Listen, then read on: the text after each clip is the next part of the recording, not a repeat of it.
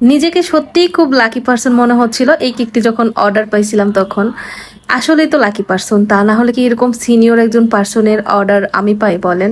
Hello everyone, আসসালামু আলাইকুম, welcome to our new video. আজকে যে কেকটি ডেকোরেশন করছি খুবই কিউট একটি কেক হবে এটি।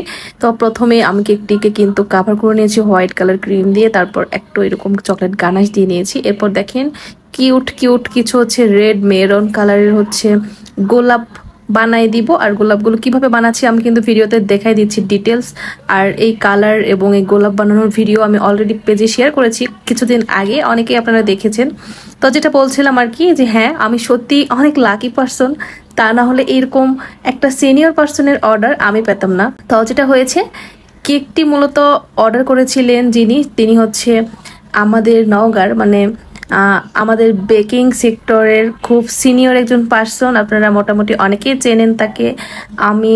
আমি হচ্ছে বেকিংয়ে আসার অনেক আগে থেকে তিনি কাজ করছেন বেকিং নিয়ে, এবং তার সাথে আমার এমনিতেই পার্সোনালি খুব ভালো একটা রিলেশন আছে আলহামদুলিল্লাহ। তার জন্য তিনি খুবই ভালো মনের একজন মানুষ। তিনি আর কেউ না, তিনি হচ্ছেন আমাদের নওগাঁ বেকারি ফেসবুক পেজ যেটা আছে বেকিং এর। তো সেই পেজের ওনার হলি আপু অর্ডার করেছিলেন এই কেকটি তার কোনো এক রিলেটিভের জন্য। আপু আসলে বেশ কিছুদিন থেকে মানে বেশ কয়েক মাস থেকে কাজ থেকে একটু দূরে আছে, কাজ করছে না তার কিছু পার্সোনাল কারণে আর কি। তো সেজন্য তিনি হচ্ছে তার কোনো এক রিলেটিভের অ্যানিভার্সারিতে আমার কাছ থেকে এই কেকটি অর্ডার করে নিয়ে তিনি তাকে গিফট করেছিলেন। তো আপুর সাথে আমার পার্সোনালি অনেক ভালো একটা রিলেশন আছে আলহামদুলিল্লাহ। আপু খুবই ভালো মনের একজন মানুষ, আমার অনেক সিনিয়র একজন পার্সন। তিনি হচ্ছে কাজেও যেমন সিনিয়র, যেমন আমার অনেক আগে থেকে তিনি বেকিং নিয়ে কাজ করছেন, নওগাঁতে করছিলেন আর কি 2019 কি 20 সাল থেকে। বাট আমি তো তার অনেক পরে এসেছি বেকিংয়ে।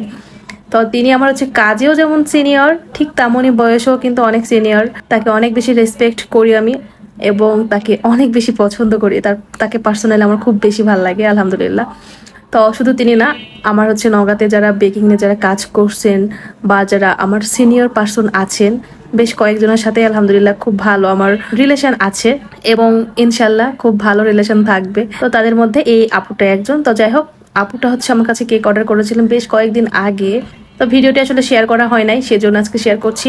খুবই কিউট একটা কেক ছিল। তো এখানে আমি কিন্তু গোলাপ করে দিয়েছি বেশ কয়েকটা। তারপর হচ্ছে গোলাপের উপরে কিছুটা মানে আপুর রেফারেন্স পিকচারের গোলাপগুলোর উপরে কিছুটা গোল্ডেন ডাস্ট কালার স্প্রে করা ছিল, বাট আমার কাছে সেই মুহূর্তে স্প্রে গোল্ডেন কালারটা ছিল না, যার কারণে আমি হচ্ছে গোল্ডেন যে ডাস্ট কালার সেটা ব্রাশে করে নিয়ে উপরে হাত দিয়ে কিভাবে দিয়ে নিলাম সেটা তো আপনারা দেখেই নিয়েছি। সেভাবে আর কি দিয়েছি, একটু যাতে গ্লেজি টাইপের হয়।